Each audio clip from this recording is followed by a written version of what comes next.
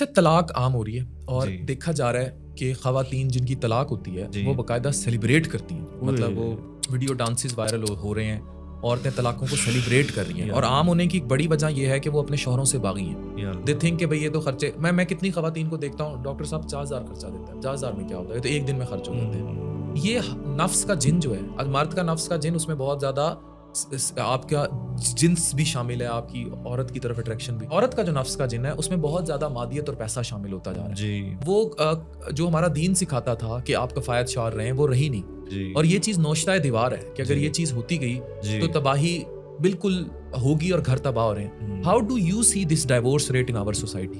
مسائل بالکل بڑھ رہے ہیں، طلاق کی ریشو بالکل بڑھ رہی ہے، کیونکہ دیکھیں ترجیحات بدل گئی ہیں. ہمیں میری ترجیح میں مجھے گھر، جب ایک بچی کو موبائل چاہیے، اچھی گاڑی چاہیے، اس کو گھر نہیں چاہیے، اس کو خامی نہیں چاہیے، اس کو اولاد جیسی نعمت نہیں چاہیے، تو آٹومیٹکلی پھر اس کا مطلب ہے کہ اس کی ترجیحات بدل چکی ہیں.